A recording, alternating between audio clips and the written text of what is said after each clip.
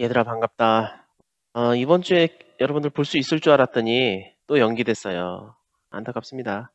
빨리 우리 볼 수 있는 날이 올 수 있도록 기도해야겠다. 기도. 그죠? 자, 그러면 지문 한번 봅시다. 인문예술 6번째 지문 들어가 보도록 하겠습니다. 내 손가락이 베어서 아플 때 나는 내가 아프다는 것을 직접 안다.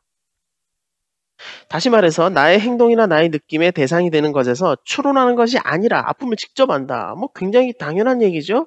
그러나 다른 사람이 손가락을 베어서 아파할 때에는 내가 아플 때와 동일한 방식으로 그것을 알지는 못한다. A 보겠습니다. 다른 사람의 아픔을 아는 방식은 그의 손가락에 피를 보거나 아파하는 행동을 보거나 아프다고 말하는 것을 듣는 등 사실에서 고통을 어떻게 한대? 추론한대요. 아, 그래서 우리가 저 사람 아프구나 라고 하는 걸 안다라는 거예요.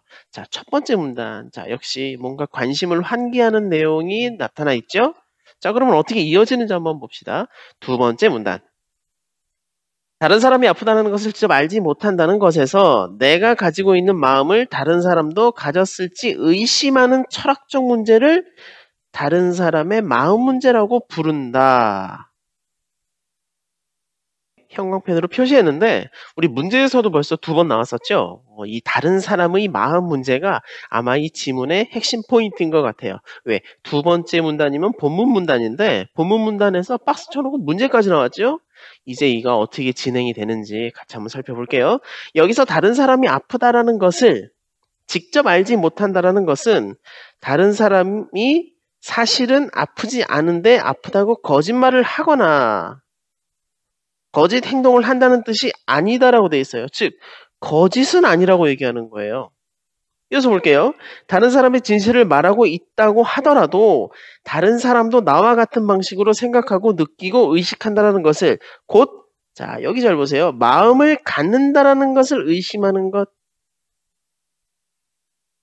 다시 바로 위에 나와 있는 다른 사람의 마음 문제의 핵심이 바로 이거라는 거예요. 이 다른 사람이 거짓말한다는 뜻이 아니라 그런 마음을 갖는다라는 것을 의심한다라는 거예요. 즉 나처럼 아픈 마음이 있을까? 이것을 의심한다라는 거겠죠. 다른 사람은 마음이 있는 존재인 것처럼 반응하도록 프로그램된 고도의 정교한 로봇? 좀 웃긴 얘기인데 뭐 그렇다고 하자. 좀비일 수도 있기 때문이다. 뭐 글쓴이 생각인데 그것을 다른 사람의 마음에 대한 의심은 세계에 대한 우리의 알을 믿을 수 있느냐는 인식적 회의론. 저 선생님이 이런 거 견해나 의견, 주장 뭐 이런 거 나오면 잘 보라 그랬죠? 자, 인식적 회의론에 대해서 언급된 부분이 있으면 특히 중요하다 그랬어요. 설명을 하는 부분. 과거를 근거로 미래를 예측하는 귀납 추론이 정당화되느냐는 귀납의 문제. 한 가지 더 나왔네. 함께 철학에서 대표되는 회의론으로 꼽힌다. 자, 지금 두 번째 문단에서 자, 중요한 거 한번 표시해 볼게요. 세 가지 체크해 놨는데 이 세 가지가 철학에서 대표적인 회의론으로 꼽힌다라고 해서 아주 중요하게 언급이 될 거라는 것을 시작 부분에서 얘기하고 있습니다. 본문의 시작 부분이죠. 자, 그럼 세 가지 선생님이 따로 한번 정리를 해볼게요. 자, 이렇게 세 가지를 선생님이 따로 노트에 한번 필기를 해봤는데 자, 선생님이 이렇게 지문에서 구분을 해놨어요. 그리고 얘에 대해서 설명이 들어가. 그러면 이건 아주 중요한 출제 요소라고 했죠? 다음 문단 들어갑니다. 사람의 마음 문제는 유비 논증으로 가장 분명하게 대답할 수 있다. 자, 그럼 여기서 유비 논증이라는 게 나와요. 자, 역시 똑같은데. 자, 이어서 보겠습니다. 다른 사람의 마음 문제는 유비 논증으로 가장 분명하게 대답할 수 있다. 자, 여기서 중요한 거. 유비 논증이라는 개념 어떻게 등장하는지 봅시다. 선생님이 표시해놨죠? 유비 논증은 자, 글쓴이가 설명합니다. 만일 한 대상이 다른 대상과 몇 가지 점에서 비슷하다는 것을 알고 있을 때 니은 첫 번째 대상이 가지고 있는 디귿 추가적인 특성을 두 번째 대상도 가지고 있으리라 추론하는 논증이다. 자, 여기까지가 바로 개념을 설명하고 있는 부분이에요. 다른 사람은 많은 중요한 측면에서 나와 닮았다. 우리는 모두 동일한 종의 구성원이기에 신체나 행동이 매우 비슷하다. 따라서 내 손가락을 베었을 때 내가 고통을 느끼는 것을 근거로 다른 사람도 손가락을 베었을 때 나와 똑같이 고통을 느끼리라 추론하는 것이다. 자, 그러면 이번 문단은 전체적으로 유비 논증에 대해서 설명하고 있죠. 정리해 볼게요. 나와 다른 사람이 있어요. 이 나와 다른 사람은 되게 비슷한 요소가 많다라는 거예요. 그래서 내가 이러할 때 다른 사람도 그러하다라고 추론하는 것을 바로 유비 논증이라고 한다고 합니다. 자, 그럼 넘어가서 그러나 별표. 이 유비 논증은 확실성은 말할 것도 없고 개연성도 약하다. 개연성도 약하다라고 글쓴이가 말하고 있죠. 비판하고 있습니다. 자, B 들어가는데 성공한 유비 논증이 되기 위해서는 많은 양의 지지 증거가 필요한데 단 하나의 사례, 곧 나 자신의 경우에만 의존하기 때문이다. 이거 이해할 수 있겠죠? 자, 뒤에 보겠습니다. 어떤 사람이 창고에 쌓인 상자 더미 중에서 얘가 지금 뒤에 붙어 있는데 상자 하나만을 열어보고 책이 들어있음을 확인한 후 나머지 상자들도 똑같이 생겼으니 모두 책이 들어있을 것이라고 추론한다면 매우 빈약한 논증이 될 것이다. 다른 사람의 마음을 추론하는 유비 논증도 이와 같다. 자, 그러면 지금 여기까지가 이 유비 논증이 갖고 있는 어떤 비판점, 그죠? 지금까지 해가 떠왔기 때문에 내일도 해가 뜰 것이라는 귀납 추론은 수많은 관찰 증거에 근거하고 있는데도 그것만으로는 결론이 참임을 보장할 수 없다. 종쳤다, 그죠? 자, 선생님이 조금 자료를 좀 찾아봤는데 선생님들께 여쭤보기도 하고 유비 논증과 귀납 추론은 굉장히 유사하죠. 그런데 100% 확실한 분야를 유비 논증이라고 할 수 있다라고 합니다. 그럼 넘어가도록 할게요. 결론이 거짓일 가능성은 언제나 존재하는 것이다. 자, 여기서 귀납 추론에 대해서 설명이 좀 더 나와 있는데 우리 과학적 탐구 방법 중에 하나죠. 귀납 추론은 특히 예를 들어 A, B, C, D, E 이렇게 있어요. 얘가 맞아요. 얘가 맞아요. 얘가 맞아요. 얘가 맞아요. 얘도 맞을 것이다 라고 추측하는 거죠. 즉 해가 떴어요. 4일 전에 해가 떴어요. 3일 전에 해가 떴고 2일 전, 하루 전. 그래서 오늘도 해가 뜰 것이다. 무슨 말인지 알겠죠? 이어서 보겠습니다. 이를 귀납의 문제라고 한다. 즉 아무리 많은 증거가 제시되더라도 결론에 참이 보장되지 않는다라는 점에서 귀납 추론은 정당화되지 않는다. 이런 상황에서 단 하나의 관찰 증거에 의존하여 다른 사람의 마음을 추론하는 이 유비 논증이 정당화되었다고 볼 수는 없다. 그렇다면 다른 사람이 나처럼 마음을 가지고 있다는 상식은 흔들리고 만다. 자, 다른 사람의 마음에 대한 의심, 마음 문제는 자, 지금 이 문단에서 유비 논증으로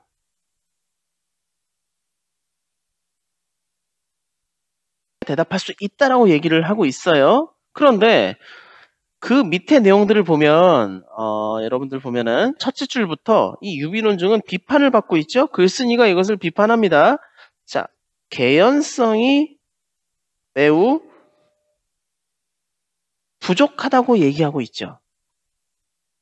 자, 귀납의 문제를 같이 건드리고 있는데 자, 귀납의 문제는 를 제시하더라도 이것이 참임을 보장하지는 않는다라고 얘기하고 있어요. 자, 그러면 다시 정리한 부분 볼게요. 유비 논증을 얘기하다가 왜 일로 넘어왔냐면 귀납의 문제의 유비 논증이 한 분야라고 할 수 있는데 귀납의 문제 자체도 참임을 보장하지 않아요. 그러니 당연히 유비 논증도 참일 가능성이 매우 낮다라고 얘기를 하고 있는 거죠. 자, 그럼 다시 보도록 하겠습니다. 다음 번째 문단이죠. 문제와 마찬가지로 자, 여기서 이제 인식적 회의론 얘기가 나와요. 아까 두 번째죠. 정리한 것에 인식적 회의론은 세계에 대한 우리의 모든 지식을 의심하기에 여기서 그럼 개념 설명 나왔다. 이게 뭐냐면 모든 지식을 의심한대요. 다른 사람에게 신체나 마음이 있다라는 것은 물론 아예 이거 자체를 의심하네. 그죠? 내가 신체를 가지고 있다는 것조차 의심한다. 정말 의심이 많은데 인식적 회의론자들이 오로지 확실히 알 수 있는 것은 의심하고 있는 나의 마음뿐이다. 이런 거 중요하다 그랬죠. 제한해버리죠. 이 사람들은 인식적 회의론자들은 의심하고 있는 내 마음만 인정한다라는 거예요. 이것을 유아론이라고 한대요. 이와 달리 다른 사람의 마음 문제는 다른 사람의 신체의 존재를 의심하지 않는다. 그렇다면 이 부분은 자, 인식적 회의론과의 어떤 차이점이라고 볼 수가 있겠죠. 이런 부분 출제 요소라 그랬죠. 세 가지 1, 2, 3 비교해 놨는데 인식적 회의론은 모든 것을 의심하죠. 그렇죠?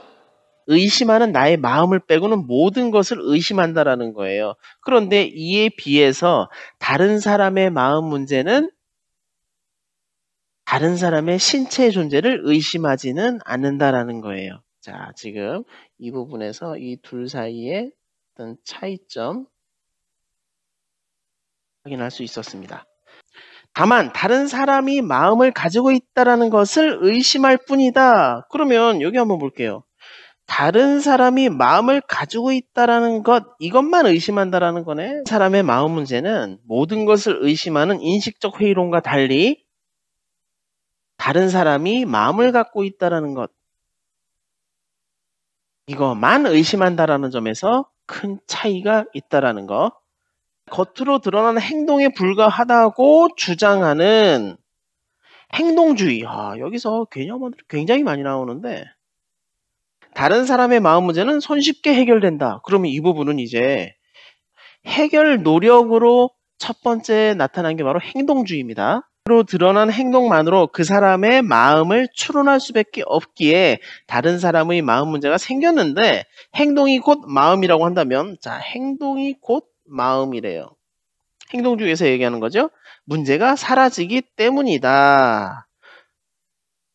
이게 무슨 말이냐면 행동을 통해서 마음을 알 수 있게 되잖아. 그죠? 그러니까 모든 문제가 해결이 돼버리는 거죠. 다른 사람의 마음 문제는.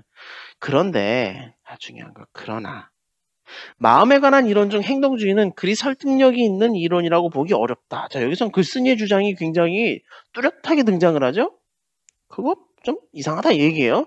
우리 내부에서 일어나는 매우 복잡한 정신활동을 겉으로 드러나는 행동과 동일시하기는 어렵다고 생각되기 때문이다. 자, 뒤에 근거 나와 있죠. 한편 마음을 행동 대신에 신체, 특히 뇌를 구성하는 물질과 동일시하는 동일론, 쌤이 체크해 놨는데 이것을 견지한다면 다른 사람의 마음 문제도 해결되고 행동주의가 갖는 문제도 해결된다고 보는 철학자들이 많다. 글쓴이가 이렇게 말을 했어요. 지금 보면 앞에 거는 비판하고 있는데 얘는 그냥 객관적으로 전달하듯이 얘기했습니다. 뒤에 볼게요. 현대 신경과학의 발달로 복잡한 정신현상이 뇌를 비롯한 신체의 작용과 동일하다는 것이 점점 밝혀지고 있기 때문이다. 뒤에 근거가 나왔어요. 이는 마음은 본질적으로 물질적인 것과 다르다고 주장하는 이원론을 포기하는 것이다. 그럼 이원론에 대한 개념이 잠깐 나왔네.